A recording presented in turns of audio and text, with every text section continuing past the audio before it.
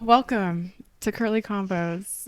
I'm your host, Curly Cid. I'm a 23-year-old Gen Z activist working to spark change. As a nonprofit leader and union member and advocate for racial and reproductive justice, I'm here to dig into the issues that matter most. This podcast goes beyond the headlines and surface level conversations. We're here to ask big questions, challenge assumptions, and dig into the issues that truly matter. Each episode is a chance to think deeply, connect ideas, and see the world through a fresh lens. Join me every other Friday for bold takes, fresh perspectives, and unfiltered discussions that push boundaries and inspire action. I always mess that part up. It's okay. It sounded great. Welcome. This is my co-conspirator. This is my co-organizer. This is the other Cidney. Welcome. Thank you so much. I'm other Cidney, Cidney. Yeah. Wow. Do I say anything about myself? Do we just go? I met Cidney when I started at this reproductive rights job. And Cidney made me feel instantly like I could do the work because, we're both stoners and young and very powerful. Yeah. Yes. And so you made me feel like I wasn't an outsider in the nonprofit world. You're not. And maybe we're both outsiders, but at least together. They need us. We're required. Cidney's also the reason, I say I have a lot of reasons I started the podcast, which is true, but the idea of a podcast came from me and Cidney wanting to start a podcast called Cidney Squared. I think it would be iconic. We're still playing that. This whole channel might turn into Cidney Squared one day. Well, tell us the work you've done, what you're looking forward to now, what's making you mad with all the headlines, all of it. Yeah, well, I hailed from Delta County, which is a real conservative place here in Colorado. Oh, I'll be pressing, but I guess I just started doing work there because my parents were doing stuff there, and I was like the only little kid in like the 4th grade elementary elections that didn't vote for McCain, so I think it started there. I caucused for Bernie Sanders. I am unaffiliated now, however, and I went to school for political science. I've worked on campaigns, worked on a couple of unionization efforts. I also hail from a long line of mean women and effective men, so yeah, I do reproductive rights work. I used to be really into street activism in the realm of racial justice, but I feel old and my stomach hurts, so it's kind of hard to go do illegal shit now. But I try sometimes. No, I love that. I think we should touch on what it was like to be a radical in 2020 on the ground, and how traumatizing. Even for us as white allies, I can't imagine for the people of color who were in those spaces. Yeah, I think that was kind of the highlight of it, right? Is you're interacting with the police in a more intimate way than white folks are normally required to or would happen, because the police don't target us. So I think seeing even how we were treated, I think really amplified, at least for me, that holy shit, if this is what the treatment I'm getting, I can't even imagine the treatment that a person of color is getting, especially a black woman. I think I really hope that it kind of divided sort of a racial bridge. I think hating the police is something that people from all backgrounds can come together on, because cops shoot people and it's not fucking good. They'll shoot each other. Yeah. When they're not in uniform. They just fire into crowds. They shoot at people's backs. It's like, they do. It's something we all should be worried about. Yeah. I often think of all of the trauma. And lately my For You page has been reminiscent of 2020 with here's how to organize, here's how to cover your face, all of it. And I'm just oh man. And in 2020 it was coming from the Hong Kongers. Yes. Yeah, and now we're seeing it from old BLM activists, from our brothers and sisters in Palestine. So absolutely. Yeah. If I was radical and still on the streets, I am both.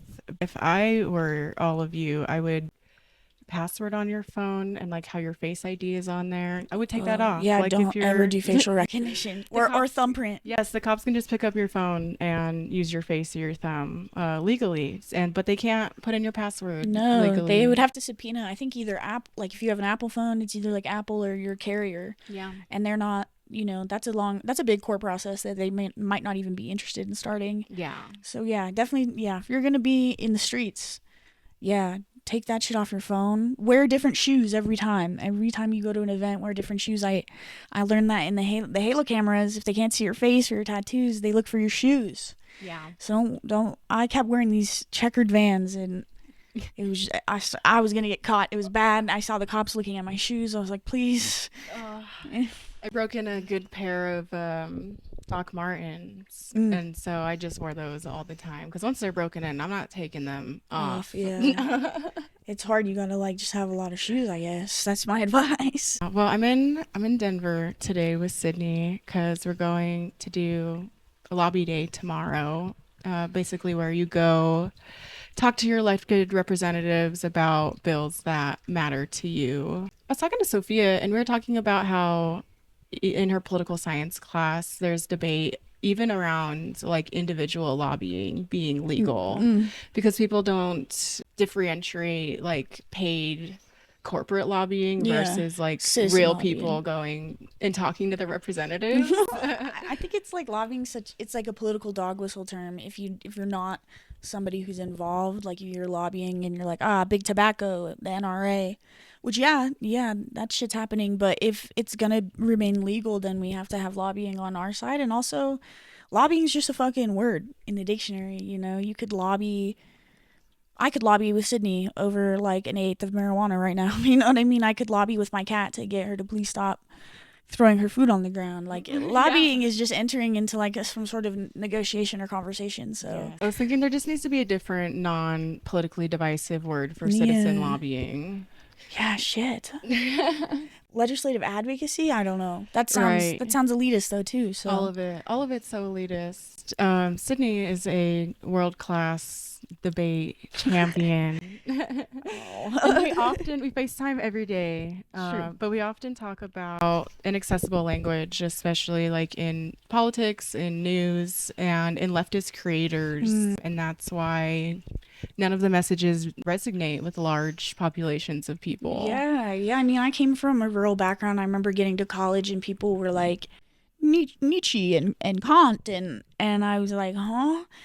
And those people's ideas could just be explained in like a sentence or two. And I think using like the names of philosophers or the names of theories, like I feel like a lot of leftist creators do, it's so gatekeepy. Yeah. And that's what we don't need, right? We need the lowest common denominator to unite right now. So absolutely, we can't really be cutting anybody out because maybe they aren't engaged in that particular level of language, which isn't necessarily useful all the time. No, or accessible. No. It's never been accessible. I think it is meant to keep people out of the political system. It's meant to keep like the working people out of being in power and making real change. Yeah. That's why they make it so hard to track legislation. That's why it's so hard to understand like how a bill becomes a law and why it's different in every single state and every single municipality. All of these minute differences and bureaucracies they're just roadblocks.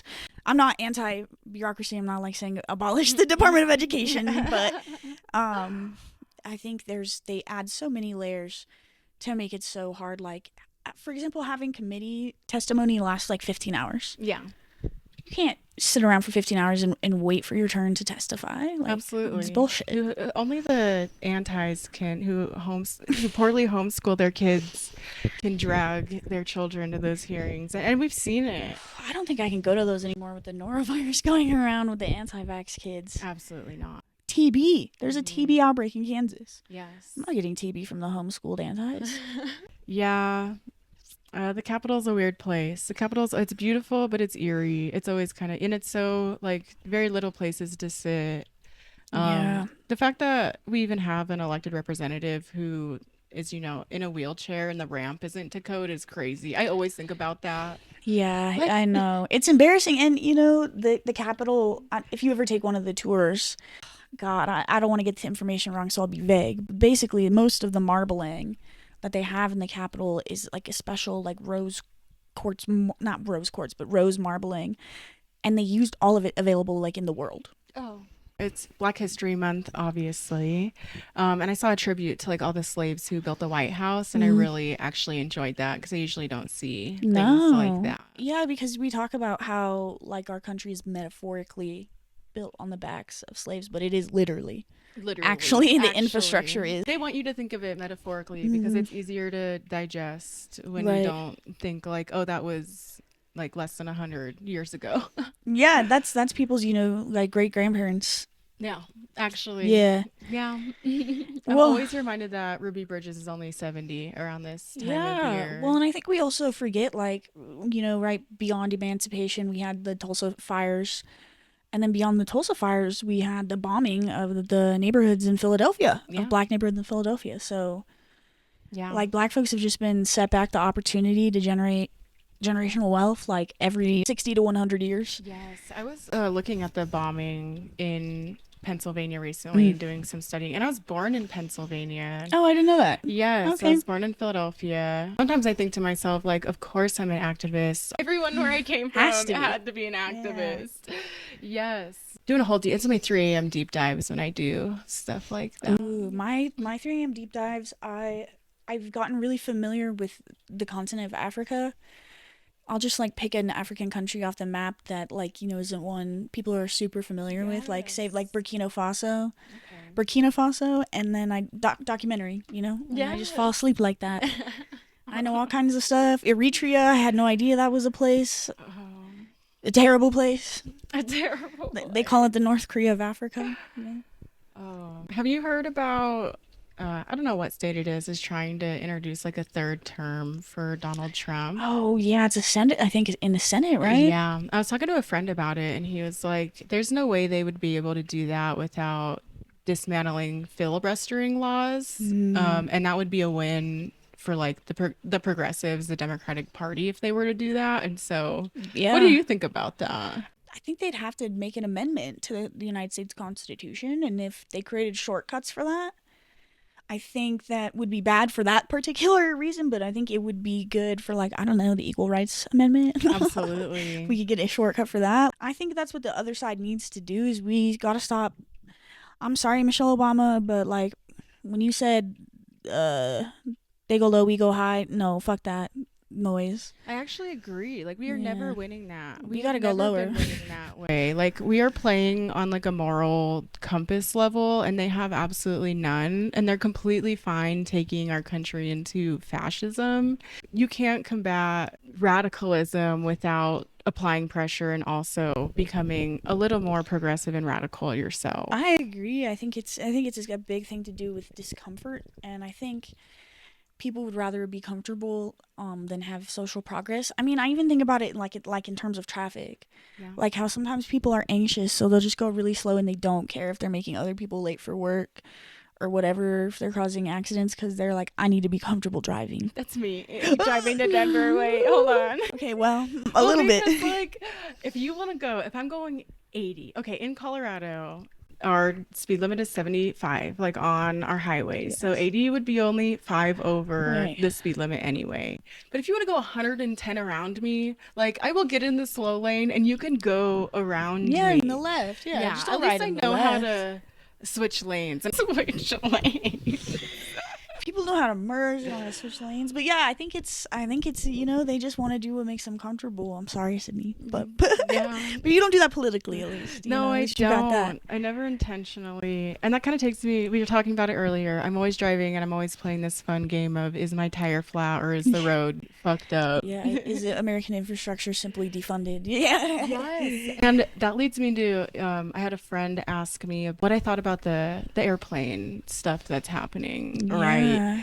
And I told her like a few years ago they took away a lot of the Like regulations. yeah, a lot of the regulations, especially like for Boeing. And we already Mhm. knew that they weren't updating Oh yeah, airplanes. they Right. killed someone. Right, exactly. And so I don't know why we're shocked all of a sudden and creating conspiracy theories when we know those regulations went out the window. Like we as Americans have never invested in our infrastructure, and that's our No. downfall as a nation. Like we have to in the Yeah. roads, in our train Well, system. if I'm not mistaken, yeah, this isn't the first time that's happened. I think you're right. What the last time the FAA got huge deregulations and huge layoffs, they it was, again, the control tower employees that suffered, and there was more plane crashes. Yeah. Yeah, and then we had the Malaysian Airlines situation. We had all the Boeing situations. Right. Like, it's not like, I understand questioning everything. I do. Like, that's a great part. But like, also creating conspiracy theories and not like fact checking or That's looking bad. up like, yeah. Fear mongering. And Yeah. that's where we're approaching. I feel like we're getting really close to like everybody just the distrust just becoming conspiracy theories. Yeah, yeah, and it's hard because you kind of relate. You're like, it's hard to trust anything that comes from the government, for sure. You have to definitely be skeptical of it, especially now. I mean, the most alarming thing I've seen recently is the Trump administration took down the CDC's guidance for how to prescribe birth control. So, That's freaking amazing. When they already don't give us pain medication for IUDs, they just started believing us. Literally last year, they just started believing us on pain levels. ugh, They've literally never believed women of color on pain levels.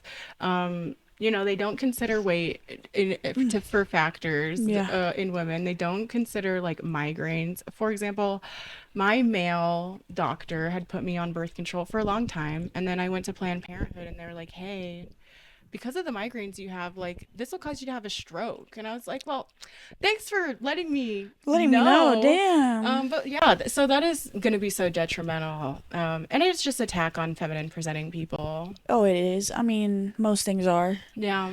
We have come a long way. Like, we have the O pill now, it's over the counter, but now I'm nervous, like, if we're taking down the prescription guidelines, are we going to cover? Like, is insurance going to cover my birth control since I can get over the counter now? Every day is awful. I had like a nice like self-care episode come out obviously before this, and the rest are probably going to be crash out episodes. Yeah, it's hard. Yes. I'm like this close, like from going over the edge. Every day. Every day.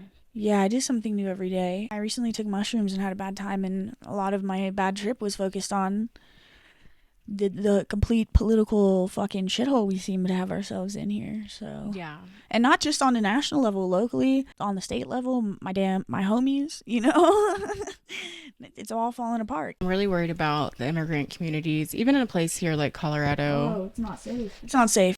It's not. They're targeting us because, well, first, fuck you, Jared Polis, for saying what you said during the State of the Union, and then backing that up in another interview. And then fuck you, Denver Mayor Mike Johnston, for saying over my dead body. And then as soon as I asked you to comply, you're like, okay, maybe sometimes. So I don't know if you will ever see this, but I hate you. Someone will clip it and send because of my new position. Sorry. That's my opinion. I'm not. Accountability is in. Okay, you know what's out is just like simple pleasantries, and you know what's in this year is accountability, because we are just going to continue to progress backwards without. And people should be able to hear these critiques, right? Like if we have similar point of views, you should be able to hear my critique and self-evaluate and do some self-growth rather than clip my podcast and send it to somebody. So if that happens, that was my warning. I'm not sorry. No, and also I don't think either of those men are very popular right now. Yeah. So. And you could be like, if you were to listen to what the people wanted, what we want as younger people, right? Like divestment. Oh, please. Please. You would. Democratic Party would be more popular. Yeah. Well, I mean, we saw it in this election. Like Missouri elects Trump and passes abortion rights and raises the minimum wage. Yes. So it's like Democratic policies are popular. The Democratic Party isn't popular. Absolutely. I recently did a webinar, and it was like how voters were feeling after and during the election. And they also studied antis. And I was actually really shocked. And it explained why so many Trump voters like voted for Amendment 79 here in Colorado. Yeah, like 19%, right? Something like that. Like a very large percent. And it's because they care about abortion, but like that's not why they vote. Like that's not their issue. Like they're not issues-based voters. And so that's why you see such a skewed margin. And actually a really interesting thing I saw on there as well was something like a majority of anti-choice people don't want bans on abortion, just the really extreme ones, which is a very low percentage. What they really want is communities that empower families so they can have Yeah. children there, which is kind of like in a weird anti-reproductive justice framework. Like, Right. It's like if CPCs weren't evil, right. Absolutely. Absolutely. Like if you didn't have a weird faith-based message, and forced people to watch some culty shit and actually just did things because you cared.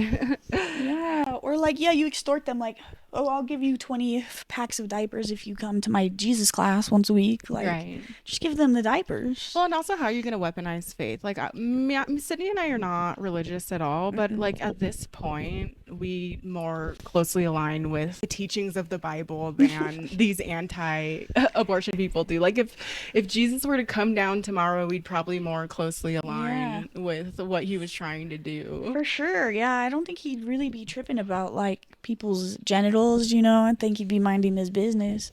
I don't know, and it's kind of hard because the right has become less of an issues-based party, and it feels less like a party and more like a side of the culture war. It is. It's absolutely what it's turned into. And especially since men and younger men have really identified with the voices that come, like the Joe Rogans and I've also found it really interesting after the Nazi salute to watch Joe Rogan walk back his, I didn't endorse Trump. Like I didn't. Yeah. Like, but he's also been on some Nazi shit. Right. Like if it walks like a Nazi and it talks like a Nazi. It sympathizes with the Nazi. Absolutely. I saw this really great TikTok. I reposted it and it was talking about, it didn't matter what people were thinking in Nazi Germany, why, you know, they were supporting the Nazi regime. They were called Nazis anyway. People only remember them for Nazis. They don't remember them for like wanting fiscal responsibility. You will not be remembered for wanting less budget. Yeah, or like less government. You'll just be remembered as supporting a Nazi party. Yeah, and it's going to go down in history that way. And unfortunately, it might take a couple hundred years for it to look that way, but it certainly will. And it's kind of sick how normalized it is. Like in Denver, you know, we've had somebody up in Cap Hill just repeatedly put a swastika in their window, even though people have been fucking throwing rocks at it and bashing it out, which whoever you are, I love you. But it's crazy. People are like, it's normal almost now to be a Nazi. It is. I don't get it, but I don't know where the disconnect is coming from. And that's really bothered me over the last week. I could show someone a picture of Hitler and be like, this is a Nazi, right? And they'd be like, yes, that is a Nazi. And I could show someone a picture of Elon Musk doing a Nazi salute and be like, this is also a Nazi. And they're going to look me straight in my face and be like, no. Yeah, I don't know. I know what that is. Like, I can't break it down anymore. I can't simplify it more than that. I understand our country's at like an 8th grade reading level, but I think at this point it's like choosing to ignore. And all the no offense, but full offense, all the conservative freaks I went to school with, every history project, they were like, "Oh, I want to talk about the SS. Like, I want to talk about the Holocaust." So I'm like, I know you freaks are obsessed with Nazis, so I know you know what they do. Just straight up in denial. You're just lying. You're just liars. I do. A lot of Republican people who are neurodivergent do study and at some point do have like a little fixation on, you know, World War II. I think we all at some point do. We're just like, this is... It's highly emphasized in American public schools, for sure. Absolutely. I remember looking at the pictures of all the shoes that's in the Auschwitz museum. Mm-hmm. Yeah. And that like lives pretty rent free. And that's what I see whenever people are like, let's deport all immigrants. Yeah. Like, and it's crazy because like they've even stopped saying like illegal immigrants, right? They're just like anyone who's an immigrant. And if that's the case, I want to see Elon Musk deported. Yeah, he's from South Africa. Yeah, and I want to see Trump deported because his family were immigrants, and I also want to see Melania deported. Or you know what? If we're gonna deport criminals, let's just all violent criminals. I don't care where you were born, deported. Not really. I'm anti-carceral state, but like the logic there should be, oh, if you want to deport violent criminals, why do you want to keep ones born here just because they were randomly by the birth lottery born north of a certain latitude? Like, and they could never say that because Donald Trump is a racist and a rapist. Yeah, and all the R words. Hurt so many people, and so he would have to be a violent offender who was deported. Yeah, exactly, and there's just no consistent logic, and it's really weird because they try to do that to you. They'll try to flip it on you. I don't know if anyone's ever talked to an incel, but like you try to follow simple logic for them, they can't do it. But then they want you to buy like, a key that unlocks many locks is a good key, but a lock that unlocks for any key is a bad lock. But you can't follow other basic logic. Like what? Like, but you think I'm gonna listen to your weird fucking freaky analogy about a door? They try to oversimplify things, but then they ignore things that are simple. Yeah. I don't get it. It is really frustrating. Their woe is me narrative is really frustrating. Like, oh, we're not being centered in politics anymore, and that's why I am a Nazi Trump voter. Yeah. Like, how dare you not center my white male voice that's been centered since the creation of history ever. Yeah. Well, and the goofiest shit about these white men, like any real systematic thing white men feel like it's going to be economic. Yes. So instead of throwing a fucking bitch fit and being a racist, like, why not have some class solidarity? And I will give you that, yeah, you might be poor. So instead of being a dick about it, go do something about it. Absolutely. Have a revolution. Yes. That's what other better white men did way back 300 years ago, you know? I've been thinking about white men who've done a little bit of good. One that really comes to mind, who I studied a lot, was Edward Snowden. And I know that's controversial, and I know he doesn't have like he's not very progressive. We love a whistleblower though. But I do, yeah, absolutely. Anyone who tried to raise flags like within the United States government about something that was wrong and was repeatedly shut down, the correct next step is to go to the American public and tell us what's happening. Absolutely. Yes. And I think it's crazy that we even have like the word whistleblower, because like that is just like a class hero. I hate to say but it is. Like with Luigi Mangione, like I'm pressed that a fellow poor did not do that. I'm like, hello?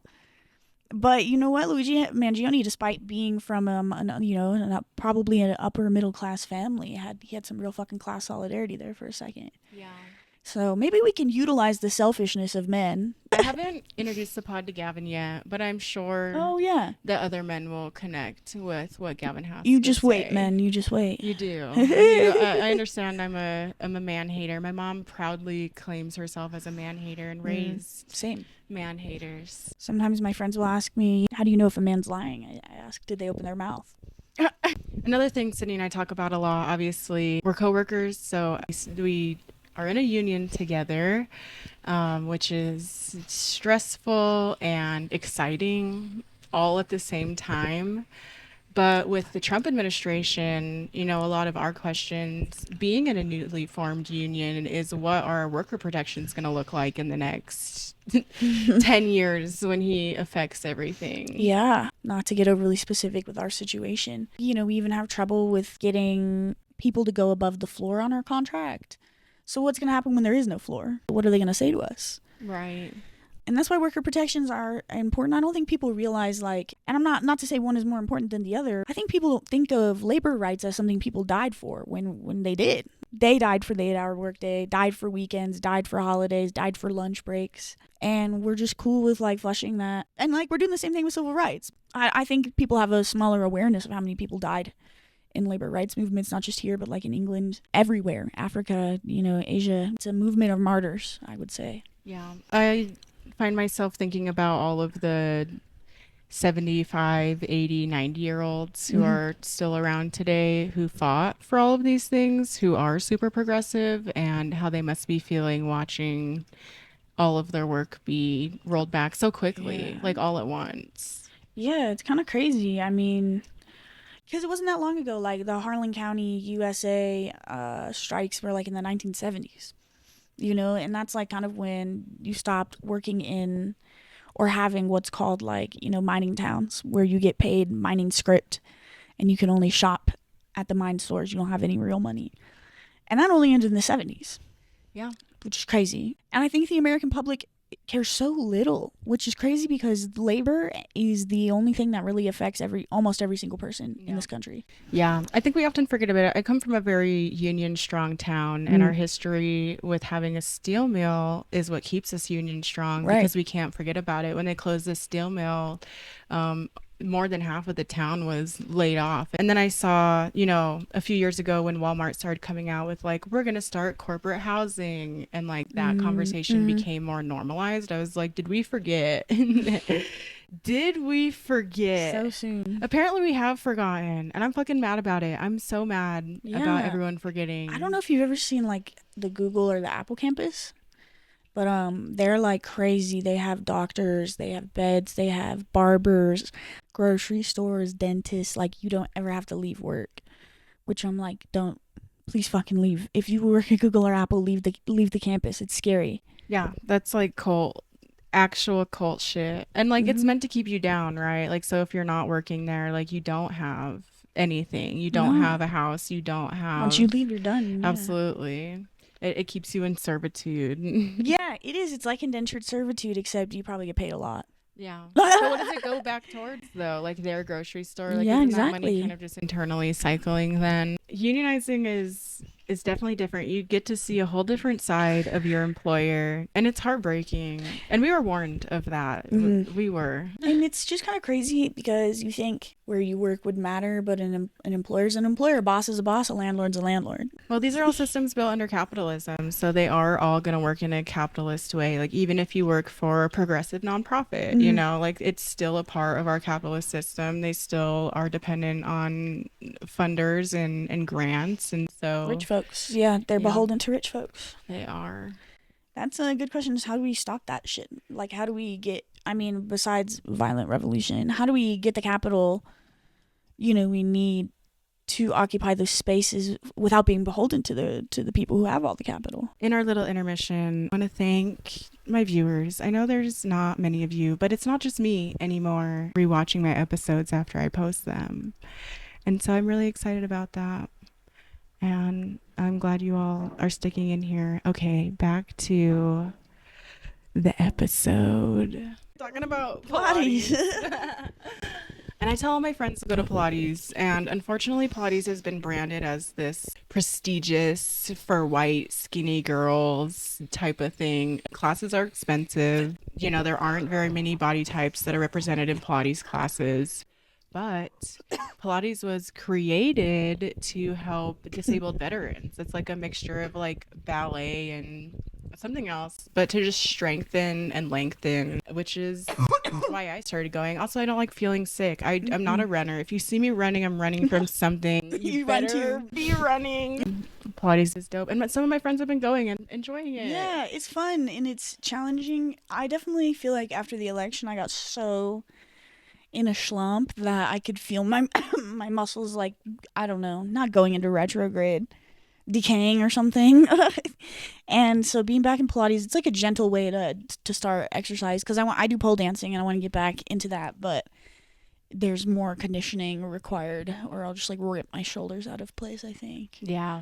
So Pilates is a good place to start. I also think, like, if you're somebody who struggles with flexibility just because you haven't exercised for so long, Pilates like lets you get into shapes to work muscles that otherwise would require a lot of flexibility. I agree. I used to be a contortionist. Here's weird Cidney really? I didn't know that. dropping. Yeah. Oh shit. Okay. I used to do like circus stuff, contortion. That's cool. And then like aerial silks. The silks are so cool. And so I trained that from like 5th grade to like my sophomore year of high school. Oh, fun. Yeah, for a long time. Okay. But Pilates like scratches that itch in my brain for like the stretching and the strengthening, like contortion used to do. That makes me feel like good after. Like I don't feel like I need to go take a 4-hour nap after I leave Pilates. Right. Yeah. I've also been doing yoga. And I've been doing like real yoga, hippie yoga. Teacher will like ask us if we have anything on our mind or whatever, and then we can like yell it like all as a group and like release it. It's kind of cool. And she like comes around and she asks if she can like gently touch you and spray like essential oils on you during like shavasana. And it's nice. She talks to you about stuff while you're there, and it's not just like about stretching and being fit. It's like about, I don't know, being in your body and in your person for a couple hours. Yes. I used to do some yoga. I was really turned off to yoga for a while after 2020 and hanging out with the indigenous community a lot because of like the colonization of yoga practices. Absolutely. And then when I worked in real estate, all these white women tried to get me to go to hot yoga, which sounds literally awful. Sounds nauseating. That sounds like the worst thing. That sounds like running. Why do you want to be sweaty like that? Like, then you have to go home and take a whole bath, shower, and you can't even lay in your bed or anything. Yeah. I don't love that hot. I don't know. I haven't been though, so I'm knocking it without trying it. It's okay. It's fun to be a hater sometimes. I like to drink a little haterade in the morning, so. Yes. Fight drives me to prove people wrong, to do everything that I've accomplished at a young age. Yeah. My meds drive me. Without them, I would do nothing. Yeah, I raw dog life completely unmedicated like a That's psychopath. brave. That's brave, though. It is something. Maybe later, I feel like people go through phases in their lives for like 10 years at a time. They're like, I'll take meds. And then for 10 years, they're like, fuck that. Yeah. So who knows? Or maybe like, the more drugs get legalized, we might find better, less pharmaceutical solutions to our problems. I agree. Let's go back to like herbs. And I hate saying shit like that because like crunchy bitches are also very alt-right. I love Western medicine for like pneumonia, tuberculosis, shit like that. Yeah, I do acupuncture and it has helped me more than anything else. Yeah. Massage therapy is really nice. Physical therapy actually helped me more than anything. I think everyone should go through physical therapy. Yeah, just if you have any aches or pains. It just feels so unattainable, I think, for people to go, want to go to a physical therapist or like, especially while insurance is being weird. Yeah, I only went because I got in a car accident. So right. I guess my advice is to get in a car accident. Not really. Don't do that. Me and Cidney fuel off of each other every single day on FaceTime. And sometimes I'll include Sophia and I'll be like, hey, like, am I crazy or am I being over dramatic? Usually never. I don't know. Actually, sometimes she's like, well. It's not just the world that's exploding. It's everybody, every single person's lives in every workplace and every union. So I think we're just feeling that. I think we are. I'm feeling really burnt out, especially after working last year and what we're experiencing at work now. I've been feeling so mad. I've been feeling very angry and I don't know where to put it, right? Yeah. Like where you should put it is you should lean into your union, and we definitely have. We've been having good conversations. Great contract. Trying to build, relationships with each other. But other than that, like, where do you put all of this anger? And you're going to say revolution, aren't you? Well, or your bong, But yeah, I mean, I think, fuck. But I used to really be like that. Even like up until a couple weeks ago, but I am so sorry. The American public is so pacified and pussified that I don't really have a hope for it. Like, I was really happy to see some protesters in LA today block some highways, but unless we can do that for like multiple weeks at a time, like, it's not gonna mean shit. Yeah, like realistically 2,000 people can't start liking a TikTok isn't starting a revolution. Posting that we need revolution on your Instagram story is not revolution. I think we as Americans don't want to accept that shit's got to be really, really, really, really bad before it's really, really, really better. Yeah, I agree. I'm looking for this speech. It's from Greta Thunberg. South Park done an episode on her yet? I don't know. South Park is getting a fine line. You know what they could do is the satirical and irony of what's happening now. Yes, they should do a Musk episode. They absolutely should. Okay, I found this quote. Okay, I'm ready. It's from 2019, and a lot of people make fun of her for this speech because she got emotional. But I saw it recently get edited, and I really resonated with it. My message is that we'll be watching you. This is all wrong. I shouldn't be up here. I should be back at school on the other side of the ocean. Yet you all come to us young people for hope. How dare you? You have stolen my dreams and my childhood with your empty words, and yet I'm one of the lucky ones. People are suffering. People are dying. Entire ecosystems are collapsing. We are in the beginning of mass extinction, and all you can talk about is money and fairy tales of eternal economic growth. Yep. How dare you? For more than 30 years, the science has been crystal clear. How dare you continue to look away and come here saying that you're doing enough, when the politics and solutions needed are still nowhere in sight. You say you hear us and that you understand the urgency, But no matter how sad and angry I am, I do not want to believe that. Because if you really understood the situation and still kept on failing to act, then you would be evil. And that I refuse to believe. Damn. And it does make me think, like, we are angry and we are young and people do come to us, right? Like, we are supposed to be taking over these leadership roles. We're supposed to be hearing our mentors, and we're supposed to be making good progressive change. But also, like, Requires cooperation. right. It does. It requires people to pass the torch. It requires us to dismantle the oppressive systems that we see. I also felt that way lately. Like, quit looking to me and also do something. Well, yeah, it's like, I didn't get us here, dog. Like, I was just born a little bit ago. You know, you should have done something then. Why are you asking me now? And I think a lot of people see younger and younger we're getting more radical and progressive, and it's because it's getting so bad that we are noticing it younger. How can we expect anybody to have generational wealth when we won't provide them with the most, like, what's the fucking point of the government? We can't provide them with the most basic element of life, which is shelter. Yeah. Food, shelter, water. It's literally, It's not hard. it's the basics. You know, and it's crazy. I've traveled to developing countries, and at least in those countries you could just build a shack and live in it. Yeah. And no one's gonna arrest you. And like, it sucks, you're so fucking not doing good, but like, in this country you can't just build a structure on the sidewalk and live there. In my town, there's a camping ban that was passed basically to kill homeless people From exposure. Yeah, and they constantly go into these camps that are out of the public eye, where they've built communities with each other, where they help each other and bulldoze them. Yeah. And we're seeing more of our homeless neighbors become increasingly upset and lashing out at the community because this is happening. And I think they're so fucking valid for that. I was talking to one man, and he told me, you know, there are people there who bring in water every week for everybody, and that he has an entire fence around his area for his dog. And like, it's an entire built out community that they choose to continuously disturb and disenfranchise. And that just leaves, you know, a worst case of people freezing to death every single winter. We see the numbers go up. Oh, ridiculous. And I've said this before, but like, we are all closer to homelessness than we'll ever be to being Elon Musk. Oh, and God. so like, the idolization of Elon Musk is delusion, because you will never make enough money. You could work as hard as you want for the rest of your life, and you'll never be as rich as the people we see in power. Like, the fact of the matter is we live in a caste system in this country that's based on race and class and gender.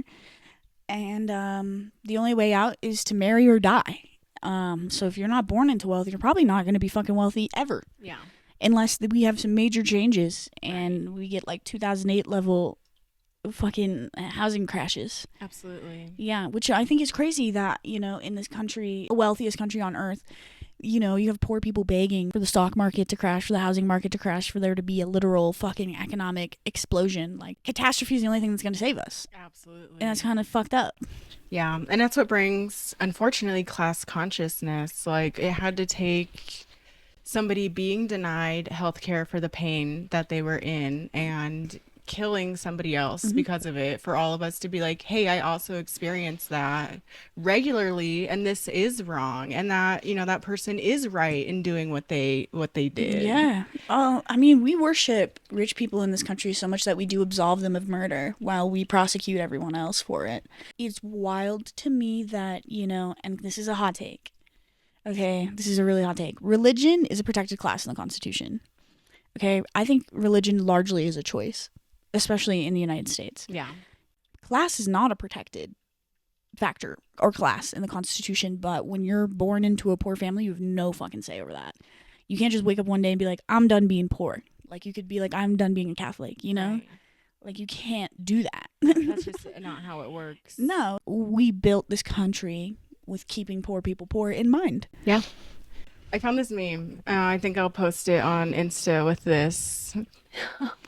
Episode. Oh, yeah. And I'll put it up here, but it says, when you tell grandpa that $6 an hour in 1967 is $57 an hour today. Me and my dad, I asked him, like, how much rent on his, like, first place was. I think he said it was like a little trailer, and it was $200 a month. Yeah. You're like, I could buy a house for $2,000. Like, that's literally my entire mortgage and not even including bills. So Yeah. awesome. Yeah, I'm just throwing my money at a landlord. I don't know. I'll see nothing after. I've probably spent enough money on rent in my life to buy a house. Yeah. I think attaining real estate and obtaining like that kind of wealth is also very inaccessible, and they want it to be inaccessible. And especially after I was working in the real estate field, I realized that like there are programs where it's called Credit My Rent, where you can every month upload your receipts that you paid rent, and they'll send it to credit bureaus so it will build your credit so you can buy a house. Oh, I have that. Yeah. I go through Pinata, I think it's called. And so many renters aren't aware of this, so they will spend 40 years paying a landlord for nothing, and they will never get this information. I've been screaming it to our generation because we all do feel like we are going to rent forever. Like it's a very realistic thing that's happening. Do I want to buy a house and then maybe there's some fucking climate crisis? You know? Or like fucking my local Nazis burn shit down? Like abortion suddenly becomes illegal here? Fuck, I don't want to have a house here. Yeah. This is going to sound nuts. Also, another piece of advice I can give everybody is arm yourselves. Yes. I know that gun control is an incredibly sensitive topic in this country. And like, obviously, there should be sensible gun control laws. But when we are fighting fascism and we are seeing our most marginalized groups, like our trans community, being attacked the way they are, I think it's so important that if that's a right that's going to stay around, we all are taking advantage of it. I agree with that, but I do think leftists need to stay on message. Like if we want to respect our Black organizing forefathers and mothers and then run around advocating for gun control, I think that's kind of crazy. Not like sensible gun control, you know what I mean? But because gun control has an extremely racist history in this country, was invented by racism, right? We didn't start regulating arms until the Black Panthers started to arm themselves. Who do we really, even in this day and age, who do we enforce gun laws against, right? Absolutely. You know, we're not confiscating hunters' illegal weapons, right? No, it's Black youth. Yeah. That's whose weapons we're taking, and that's who gun control is always going to be enforced against. Yeah. And honestly, like, and this is food for thought, how many Black youth are shooting up schools? One. I honestly think it's, you know, and I hate to be an old fashioned conservative here, but like at this point it's moot for guns to be the problem because there's no way we can there's more guns than people in this country. Exactly. We can't undo it. We're fucked. I think we need to be focusing on how we raise men in this country and how entitled men are to these basic things that they feel they deserve without meeting basic like social norms or basic principles of the golden rule, like treat people how you want to be treated. Absolutely. But so then they'll shoot up a school because they don't have any friends because they were fucking weird and mean. Absolutely. And I think I know that sounds shitty and kind of cold-hearted, but I think we need to evaluate, like we need to teach men that how we teach women that if you want something, you work hard for it and you earn it. Yeah, men are not gonna like that, but it's so real. Yeah, and that includes friendship and companionship and relationships. And that's why women often have better friendships, companionships, relationships with their family, with their significant others when it works out, with their close friends. But I think also, like, it's not just incel men who feel isolated. I think also the progressive men feel really isolated right now because such a large majority of young men are falling into the alt-right pipeline. Sure. There's not really any like leftist or like normal dudes to look up to. Even in acting, like The Rock, I heard that he like pisses in bottles and makes his like assistants carry it away rather than just using the bathroom. Right. Like all the men that we have in the spotlight, at least in American media that I'm aware of, are fucking bad. Yeah. I'm always pushing all of the like good men that I know to like speak up and use your voice. Do something. Please do something. Even if it's just yelling at your fucking other friends for saying shitty misogynistic stuff. And it's scary, but like honestly, like if your friends can't take being held accountable, were they ever a good friend? I think it's really important to have people around you who try to keep you accountable. Yeah, keep you real. Yeah. Yeah, if not, I mean, you turn into a man. You do. It becomes heartless. You lose empathy. And that's a whole episode. Literally what happened to empathy. Especially male empathy. Even just thinking about like the epidemic of fathers like who stop loving their daughters once they turn into women.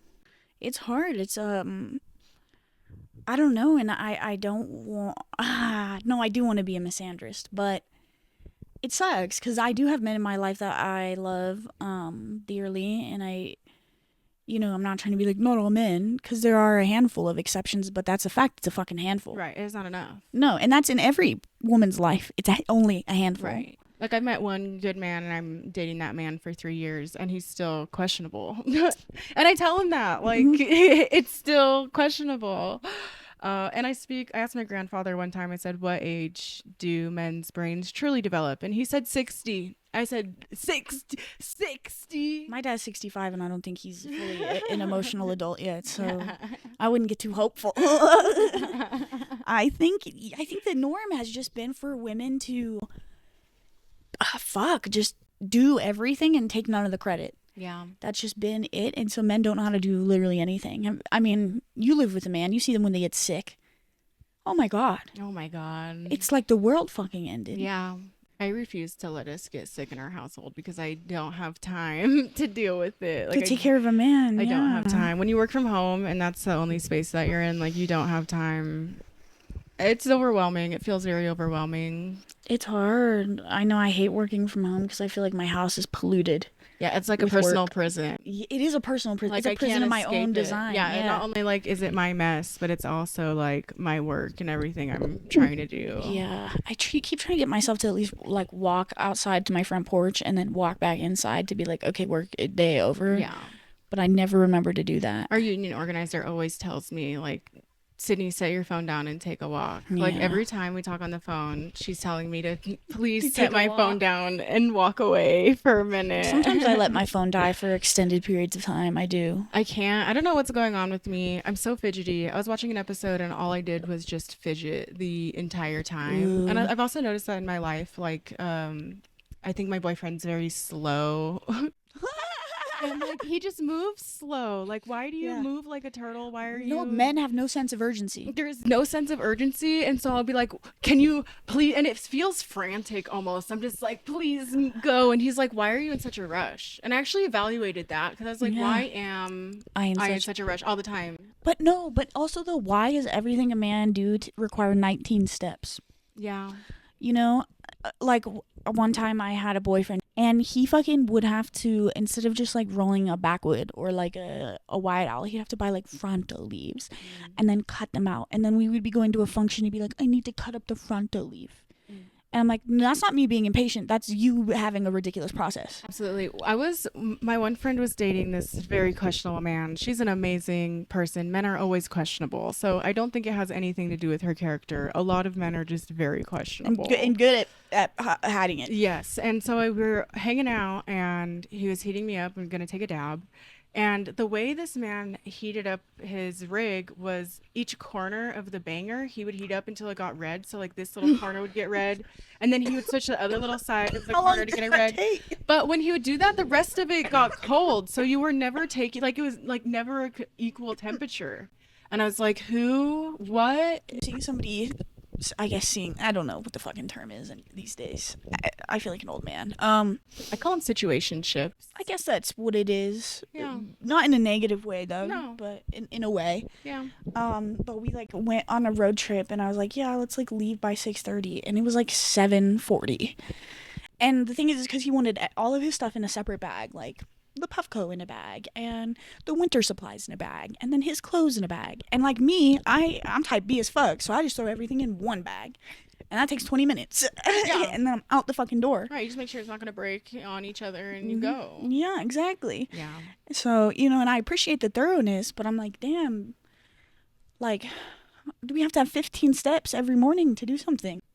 I think I feel very spoiled because I'm like, damn, the world's melting down and like I can't do anything at work, and it's like, well, I could do stuff in my personal time, but I'm feeling very spoiled that I've gotten paid to do important work, and so now I'm like, now I gotta do it for free again. I do hella free shit and it has taken a toll. I see this like hollowing of my under eye. Oh, I think next year I'll probably have gray hair. It's okay.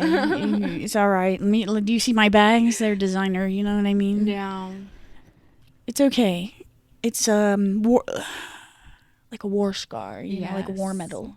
Yeah, my therapist, when I saw him this week, was like, can't you be an activist from 9 to 5 and then clock out and tell No. people that you just need time? And I was like, I'm gonna be honest with you, I hate those types of activists. I was like, but probably because we're taught to not have those boundaries or to have an outside life, and we do center Yeah. a lot of what we do Well, outside on maybe if other people were picking up some of the fucking load. Other people. other Oh, people. please. And then maybe we could take, you know, evenings and weekends. Yes, it if does have to everyone was be contributing. a fair, and I mean like literally everyone. It doesn't need to be like in the exact way I say, but like go to a mutual aid thing, you know, like fucking, oh, Hi, you want to come say hi? Gigi. She might be camera shy. She's kind of a bitch. I've had this cat for, Gigi, how many years? She said 8. I think cats are misunderstood badly. I think cats are so spiritual. They are. I love it. When they sit on your chest and purr, it creates like a vibration that's healing. Yeah. And we actually scientists still don't really fully understand how cats purr. Yes. Yeah. I think it's so cool. It's very mystical. I love it. I know she's and they're just so cute and regal. The Egyptians worshipped them, you know. Yeah.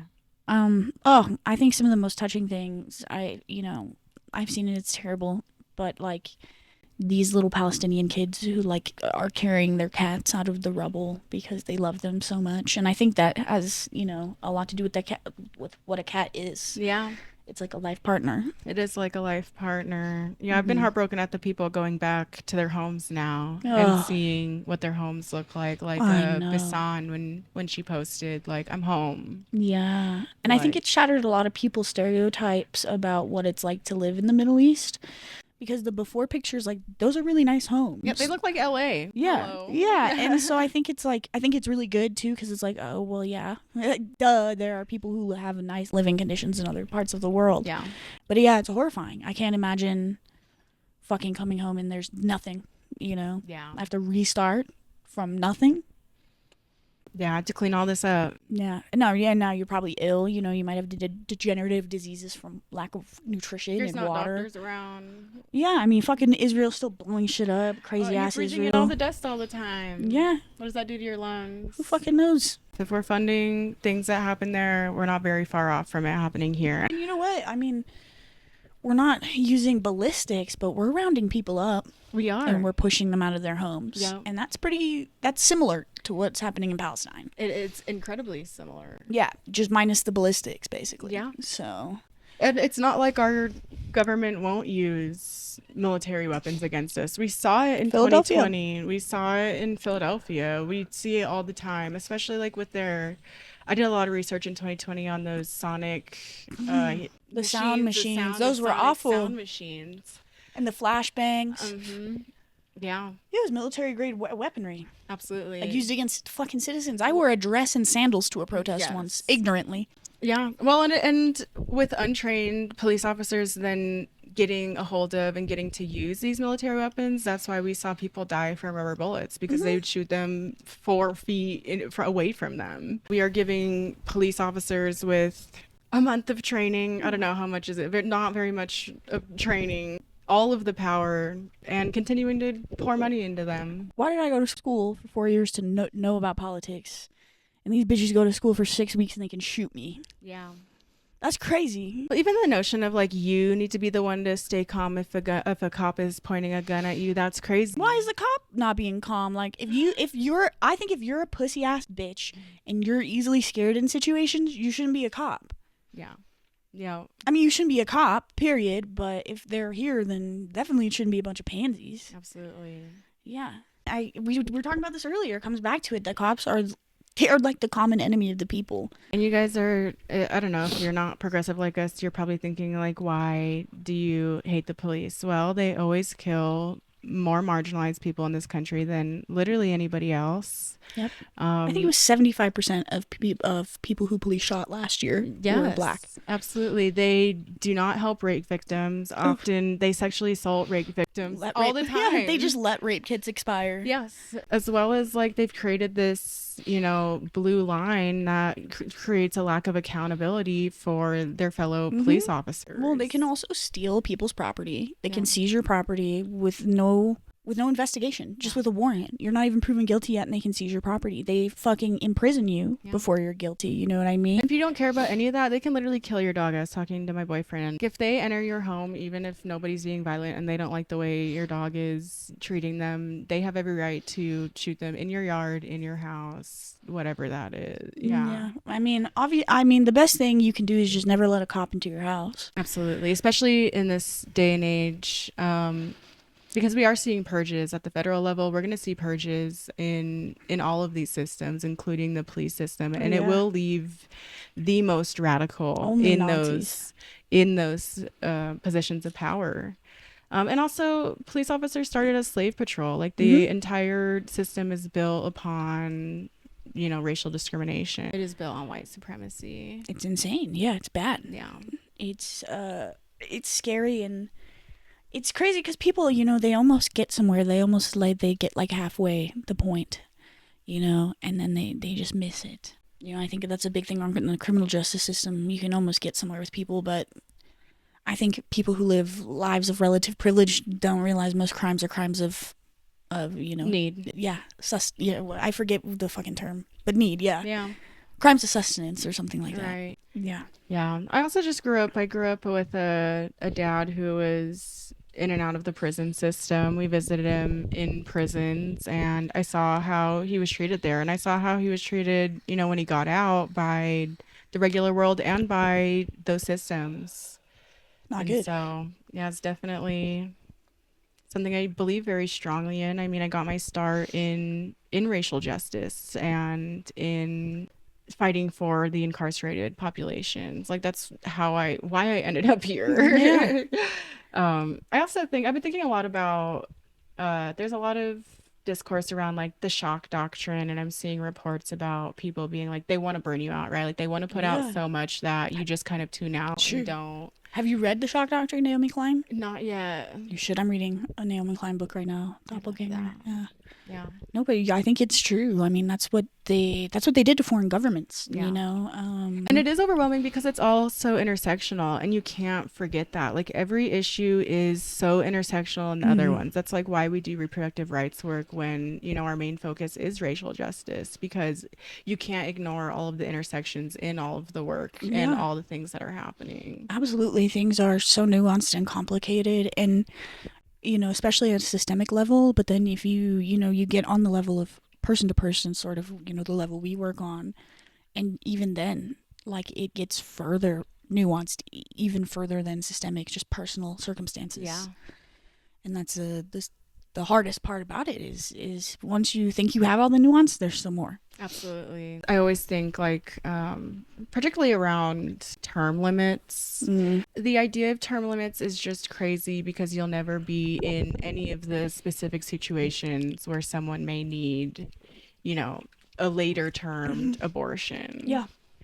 Like you will never, there's a 0% chance you'll ever be in someone else's shoes or experience the exact same things they have that led them to the decisions that they're making. And I think often that's what I think the political division is about. I always remember during like the BLM protests, I was talking to this white kid. He was a Russian immigrant, and he was like, getting upset about immigrants from Central and South America. And I was like, well, you're an immigrant, so what the fuck's your problem? And he's like, well, all of these immigrants are poor and they're struggling and they're asking for help, and like, well, my parents came here and they worked hard and we own businesses and blah blah blah. And it's like, well, first of all, you're white and they're brown. Right. A.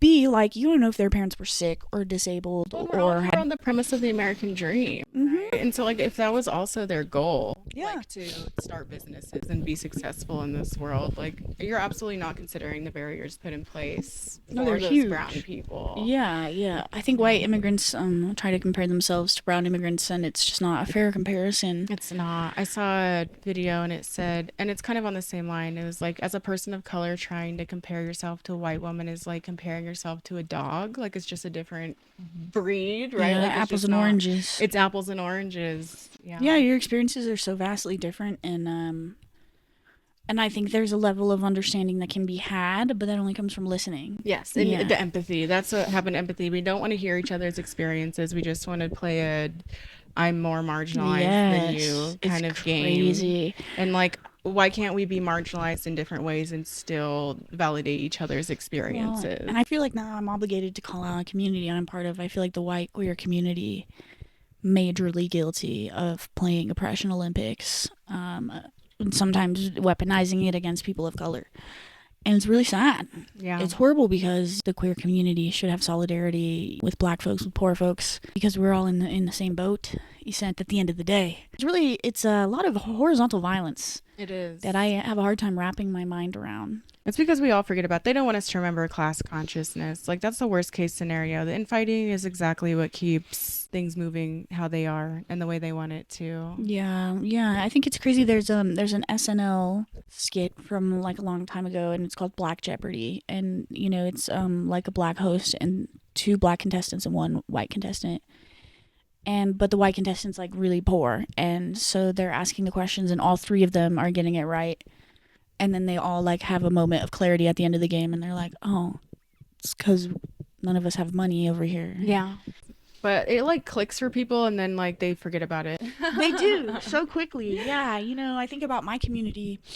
I grew up when my school had to be like close to 60-40 white to Mexican, and so like we grew up with a lot of Mexican kids. Like it was very, very humanized. I knew their families. Like we all knew each other.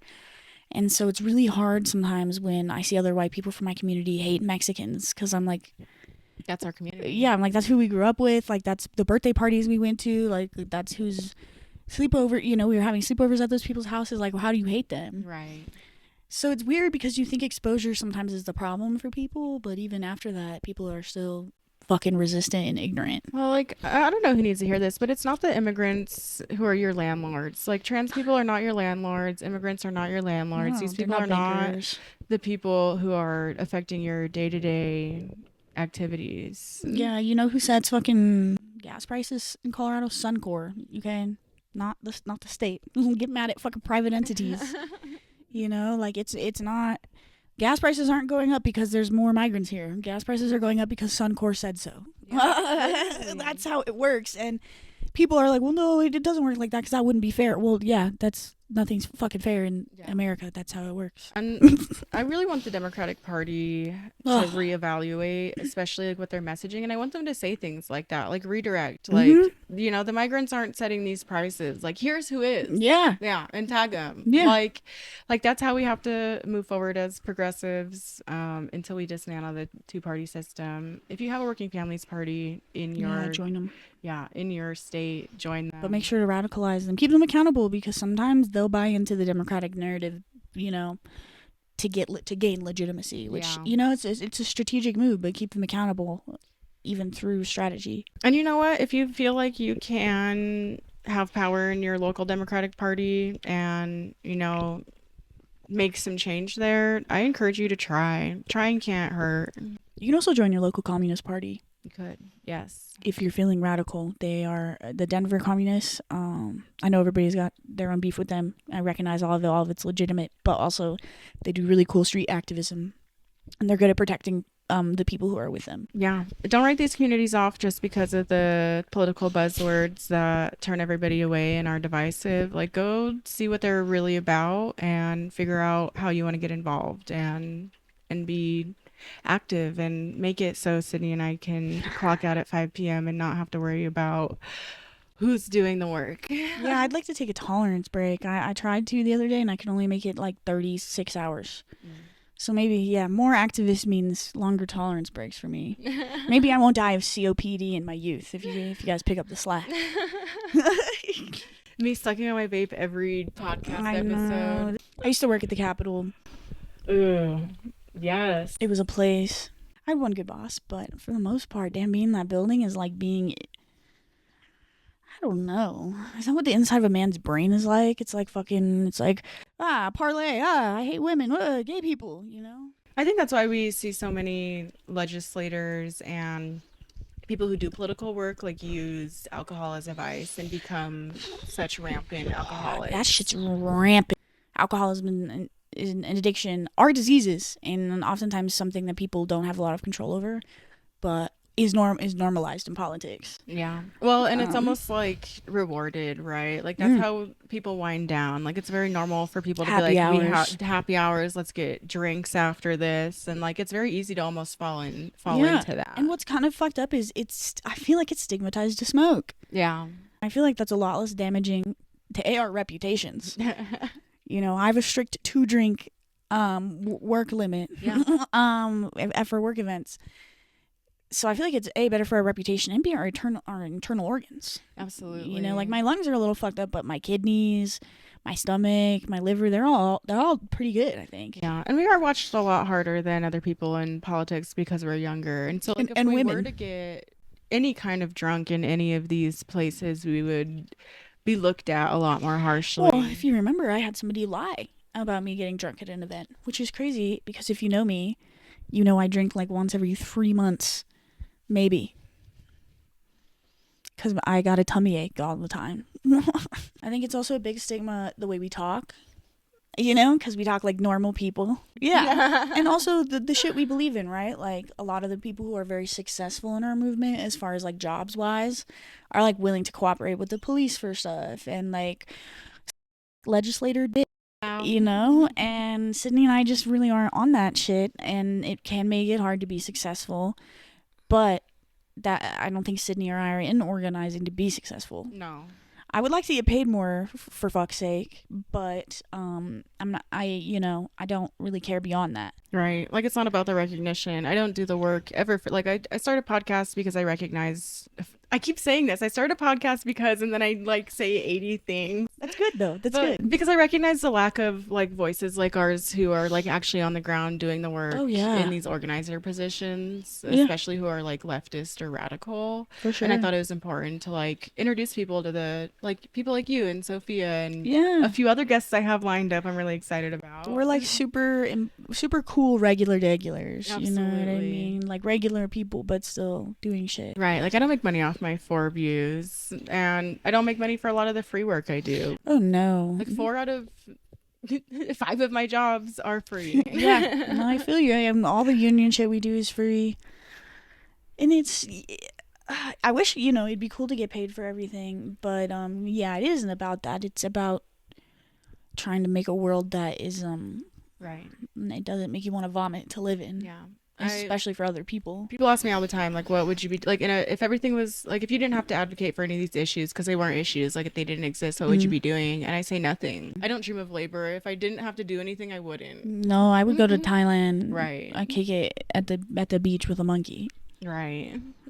I'm stressed out. I'm one of those people who like I refuse to leave. Like everyone's like, well, if you don't like it here, just leave. Oh no, I hate that. Or like get out before everything's too bad. And no, like, bitch, I will suffer. That's what I think too. Why wouldn't I try to continue to help? Like I can't just run away.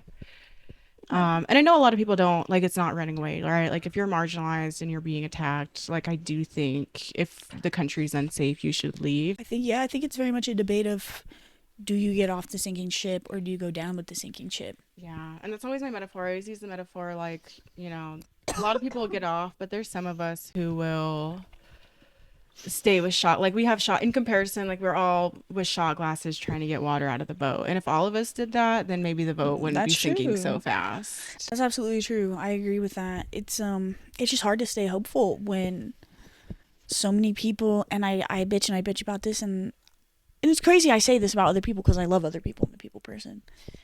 But it makes me incredibly mad when people think they can just post something and, they've contributed and now they can stop. Yeah. And like some things are helpful. Like the posts helping with the ICE raids that have been happening and how to report it and what you should be doing, like those are absolutely impactful ways to get a very strong message across. But on the same hand, we have to consider, how fast do you tap through an Instagram story? How much are you actually reading of other people posting? And consider that for yourself as well. Are they just tapping through your story, or, or are they actually caring about what you're posting? And what are maybe other ways that you can make that message louder outside of social media? So maybe you make a bigger impact. Yeah, you know what? You just ask straight up, just asking your friends like what they need if your friends are in vulnerable positions. You have trans homies, you have immigrant homies. Even just trying to build a community around them is better than fucking posting some damn carousel on your story. Yeah. Which is making me such a hypocrite. I'm looking for a quote on my story right now. But it's a good one. I think this is Mario Savio, who was, I think, a socialist activist. Although the fucking internet sucks and it could be miscrediting it. But goes like this. There's a time when the operation of the machine becomes so odious, makes you so sick at heart that you can't take part. You can't even passively take part. And you've got to put your bodies upon the gears and upon the wheels, upon the levers, upon all the apparatus, and you've got to make it stop. And I think that's a big personal sacrifice to put your fucking body on the machine. And I don't think, and I'm a hypocrite. I mean, I put my body on the machine for a while, and it wore me the fuck out. It contributed to my fucking CPTSD, and I'm white. Fuck. How can, what the fuck is happening to other people who are going and putting their bodies on the machines? So absolutely. At the same time that I want to compel people to be a martyr and, be willing to die for that shit, I also understand that, first, I could never understand the risk for some people. I'm not going to try to go to do that. But I understand at some level, like, it's hard.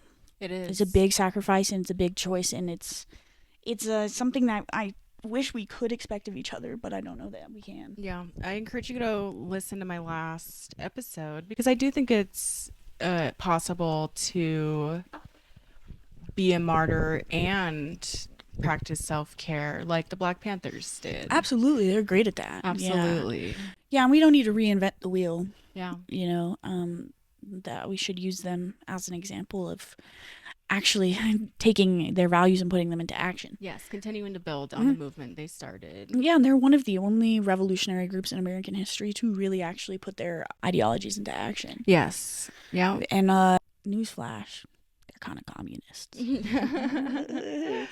They used to bring free food to schools. Isn't that crazy? Free food is communist. Yeah, free housing, communist.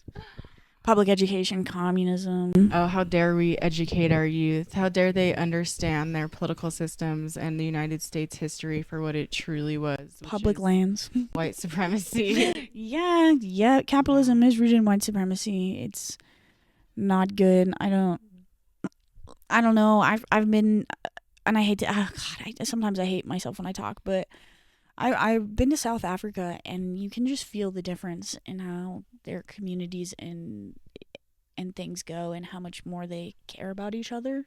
Yeah. Even they have no fucking obligation to. You can even see it in the immigrant communities in America, I think. Yeah. Yeah.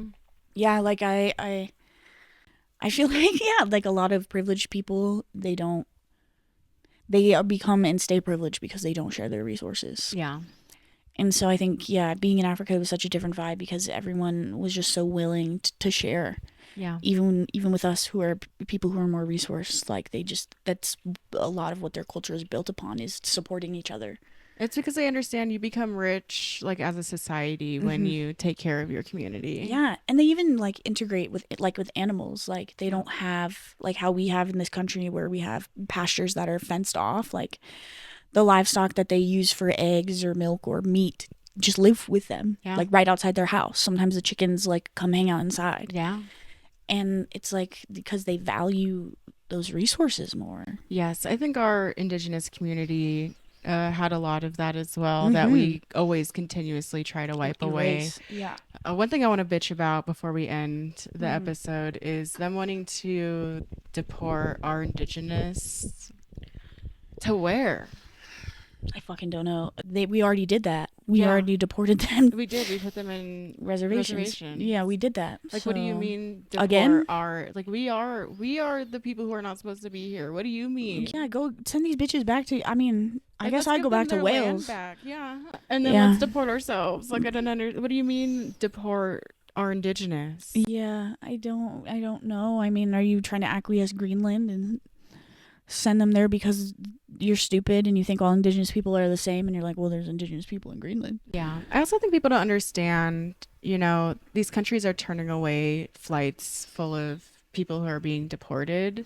Yeah. And so that means all of these people are going to end up in these work camps, which are concentration camps. Yep. I don't think people are like connecting that. The dots. No, they're not. And I think the reason, and I'm sorry, another hot take, that people are able to see the Holocaust for what it was and aren't able to see this for what it was is because a lot of the victims of the Holocaust had white skin. Yeah. And the people that we're going to put in work camps and detention centers have brown skin. Yeah. I think it's as simple as that. I do agree. And I just can't believe it's like we would ever let it happen again. Right? I know, and especially in the wealthiest country on earth with all our fucking First Amendment rights and all that bullshit that we don't really have. But I'm also tired of people acting surprised. Like, we had a Japanese internment camp. Oh, yeah. Yeah. Absolutely. And, for longer than they said, like, my dad was a military brat, and he said that there were, like, what he perceived as a child as Japanese forced laborers in Hawaii in the 1950s and 60s. So that shit lasted forever. Yeah. Like, we're bad. We're naughty. Right. We still, incarceration, like, just prisons are just fucking concentration camps. Absolutely. And that's where a lot of the free labor, that is what slavery is. Our prison system, the prison industrial complex is modern day slavery. If you've ever bought women's underwear, you've contributed. Yes. Most women's underwear, license plates, tons of the products in our everyday lives are manufactured for 20 cents an hour in prisons. Yeah. Or, oh, God. I can't even start on the carceral state. That'd take like 7 more hours.